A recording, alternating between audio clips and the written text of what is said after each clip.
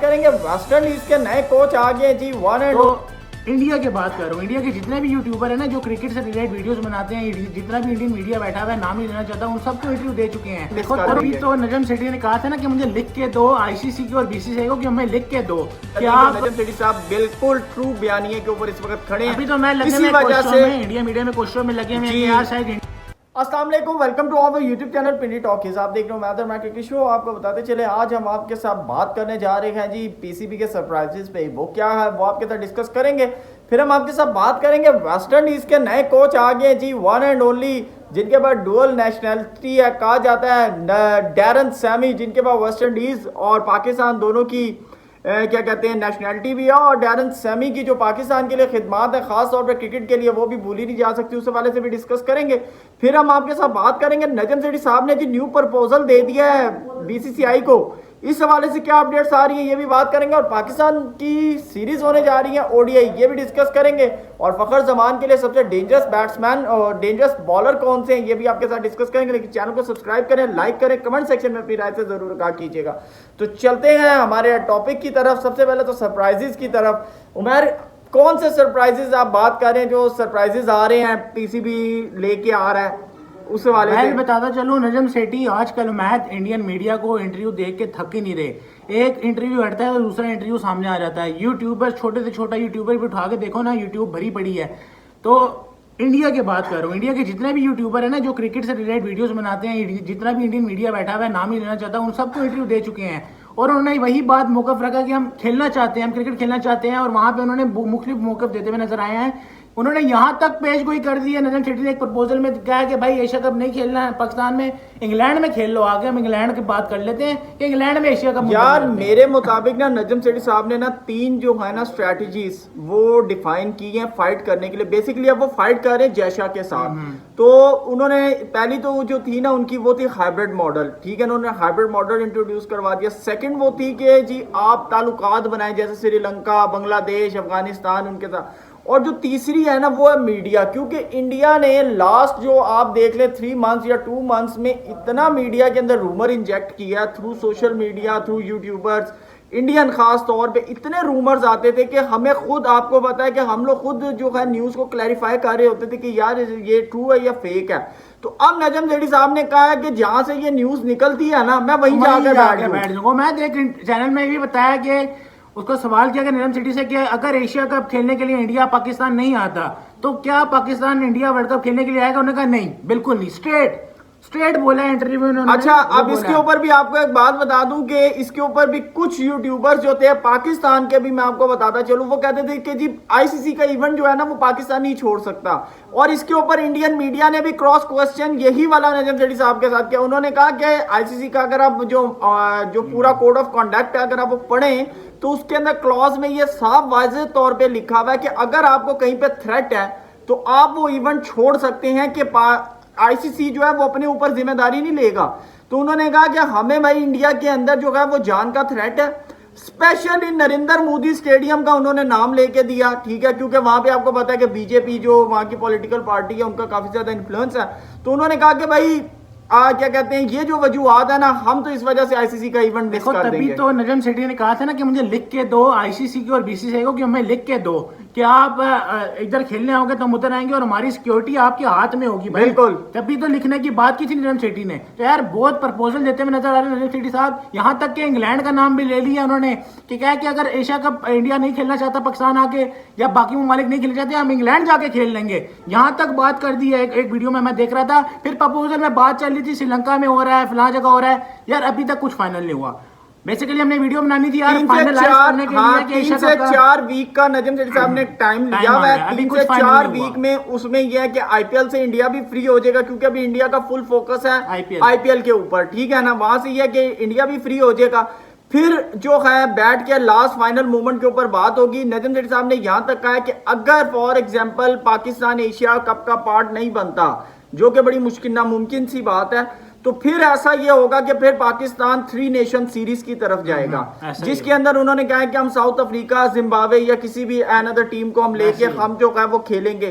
तो आपको साथ साथ ये भी बताता चलूं कि अगर पाकिस्तान एशिया कप का पार्ट नहीं बनता तो फिर पाकिस्तान इस पे भी गौर कर रहा है कि अगर ये एशिया कप नहीं होता तो फिर हम एशिया कप से एशियन क्रिकेट काउंसिल से स्टेप बैक कर दें। बिल्कुल स्टेप बैक ठीक कर है, दें और हाँ। चेयरमैनशिप भी लेने की बातें हो रही हैं कि और chairmanship जो नजम शेठी next साहब ने है, वो पाकिस्तान के पास आएगी। कोई पाकिस्तान से नुमाइंदा जाएगा जो एशियन क्रिकेट काउंसिल की नुमाइंदगी करता हुआ नजर आएगा आपको पाकिस्तान तो की जय शाह से वो ले ली जाएगी। तो फिर जो है फिर बात नजम शेठी साहब ने ना आज बकौल इंडियन मीडिया के ऊपर बैठ के ये बातें की हैं सारी ना। सारी की तो सारी। उन्होंने कहा है कि भाई आप ये चीजें देख लें, ठीक है ना, तो आप जो है इन चीजों में से निकल आए, ठीक है। आपको कम से कम वहां के यूट्यूबर्स को कहा है कि आप जय शाह वगैरह वहां पे मीडिया में लोगों को बताएं क्या पाकिस्तान खेलना चाहता है। पाकिस्तान ने देखें जी 3 तो उन्होंने कहा, हमने कहा है कि जी इंडिया अपने मैच यूएई में खेल ले, या आप ये कर लें 4 मैचेस पाकिस्तान में करा लें, नेपाल, श्रीलंका, अफगानिस्तान, बांग्लादेश, बाकी आप पूरे का पूरा इवेंट जो है वहां शिफ्ट कर लें। मैं हर यूट्यूब चैनल में कहा ये नहीं तो ये कर लो, ये नहीं तो ये कर लो, क्यों मैं असल में इंडिया हाइब्रिड मॉडल के तहत इसलिए नहीं खेल रहा ना कि पाकिस्तान भी फिर वर्ल्ड कप के लिए हाइब्रिड मॉडल मांग रहा है। असल में क्या अगर भाई वहां पे उसने साफ बोला मीडिया पे बैठ के नजम शेठी का, अगर India Asia cup hybrid model खेलने में राजी भी हो जाता है ना तो पाकिस्तान भी वर्ल्ड कप हाइब्रिड मॉडल पे खेलेगा। और नजम शेठी साहब ने साथ ये भी बात की है, पता क्या की है, उन्होंने कहा वो एक इंडिया का गाना था फलक तक चल साथ मेरे, तो नजम शेठी साहब ने कहा अगर इंडिया पाकिस्तान आता है तो फिर हमें चांद पे भी ले जाए, हम जाएंगे और वहां जाके खेलेंगे। तो ये भी बॉर्डर में मैच कराने ये बातें हो रही हैं। अब चलते हो मैच जो पाकिस्तान वर्सेस ऑस्ट्रेलिया की सीरीज होने जा रही है दिसंबर के मिड में, ये सीरीज कंफर्म हो चुकी है, 3 टेस्ट मैचेस में मुश्तमिल होगी। मैच एक बॉक्सर डे टेस्ट मैच होता है वो भी इसमें शामिल है। बिल्कुल ऐसा ही है। 3 टेस्ट मैचेस की सीरीज स्टार्ट होने जा रहा है। पर्थ में पहला मैच होगा। पाकिस्तान अभी तक कोई टेस्ट मैच नहीं जीता, कोई टेस्ट सीरीज नहीं जीता ऑस्ट्रेलिया में। तो पहला टेस्ट मैच होगा पर्थ में, दूसरा बॉक्सर टेस्ट जो होगा वो मेलबर्न में होगा, और तीसरा जो फाइनल टेस्ट मैच होगा होप्सो जिसको न्यू ईयर टेस्ट मैच का नाम दिया जा रहा है वो होगा सिडनी में। अच्छा, आपको बॉक्सर डे से बता दूं, बॉक्सर डे ये लास्ट ईयर जब हुआ था तो उस्मान ख्वाजा ने 198 रन बनाए थे, तो उनकी 200 रह गए थे, ऑस्ट्रेलिया ने जो डिक्लेयर कर दिया था। तो ये भी कंफर्म हो गया भाई, फाइनल हो गया है कि यार ये वेन्यू स्केड्यूल में थे Perth, Melbourne, Sydney.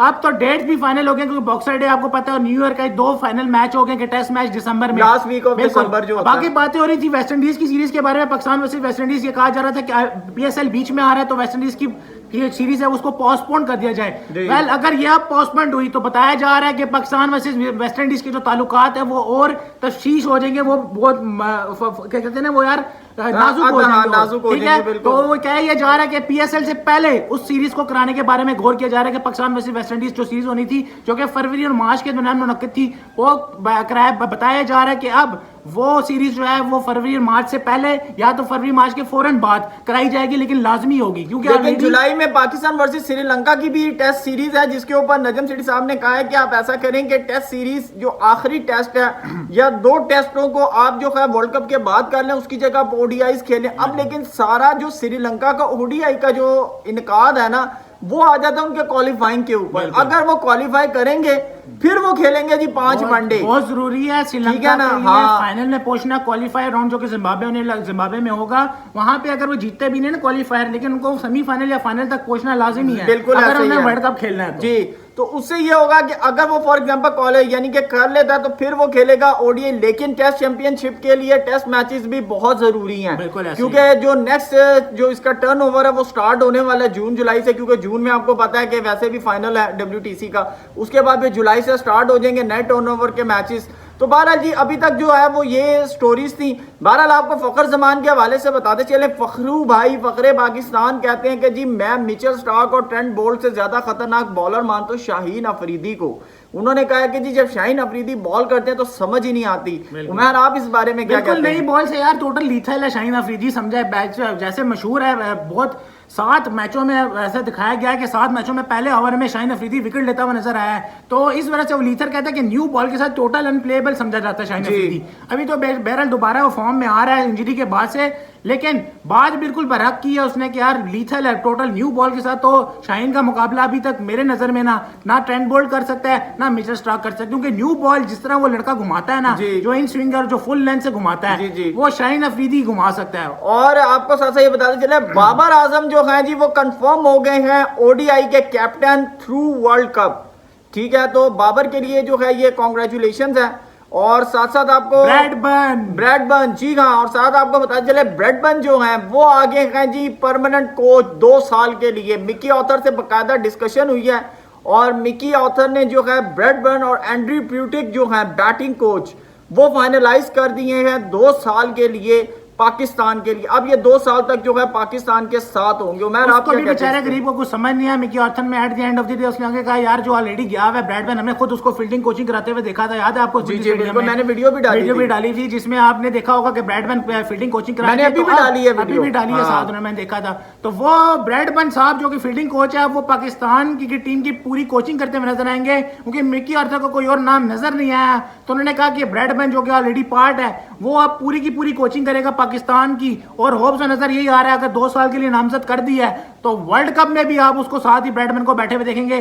From nowhere south Africa का एक बेनामवर खिलाड़ी ब्रैडमैन, न्यूजीलैंड का बेनामवर खिलाड़ी ब्रैडमैन आगे पाकिस्तान का कोच बनने लगा है। एंड्रयू प्यूटिक जो है वो साउथ अफ्रीका के हैं और एंड्रयू प्यूटिक जो है वो बैटिंग कोच डिसाइड किए हैं। लेकिन देखें जो उन्होंने बड़ा जबरदस्त किस्म का बयान दिया, उन्होंने कहा कि मैं पाकिस्तान की टीम को वर्ल्ड कप तक ऐसा बना दूंगा कि लोग कहेंगे कि हमने, जिस तरह वो बात होती है ना बेसबॉल, ठीक है ना, बेन स्टोक और ब्रेडन मैककलम की, तो उन्होंने कहा कि इस तरह गोल्फ क्रिकेट शुरू कर जी वो उन्होंने कहा कि जी मैं ऐसी क्रिकेट जो है इंट्रोड्यूस पाकिस्तान करवाएगा कि हर दुनिया की टीम जो है वो ऐसी क्रिकेट खेलना चाहेगी।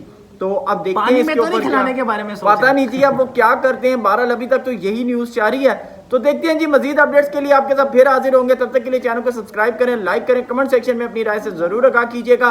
भारत श्रीलंका के हवाले से आपको बता दें, हमने आपको आज से 3 वीक्स पहले बता दिया था कि पाकिस्तान वर्सेस श्रीलंका की सीरीज होने जा रही है। हमारी 3 वीक्स पहले की वीडियोस भी देखिएगा। मैंने आपको ये भी बताया था कि यार जो हाइब्रिड मॉडल है, हमने एशिया कप से पहले बताया कि इंडिया नहीं आएगा और ये पाकिस्तान हाइब्रिड मॉडल, और मैंने आपको ये भी बताया था कि पाकिस्तान आईसीसी का वर्ल्ड कप का जो है बायकॉट करने भी जा सकता है। और वो आप देख लेंगे, आपके सामने चाह रहे हैं। और ये लोग कहते थे कि ऐसा नहीं होगा, लेकिन मैंने आपको कहा था ऐसा, क्योंकि उसके लिए आपको सबसे पहले कोड ऑफ कंडक्ट जो होते हैं किसी भी ऑर्गेनाइजेशन के वो पढ़ने पड़ते हैं।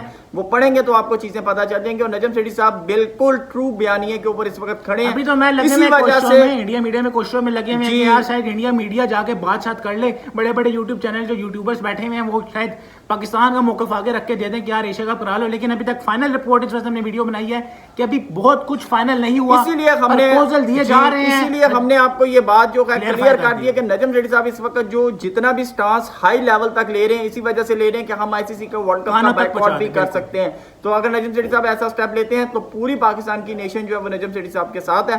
Thank you so much, Allah Hafiz.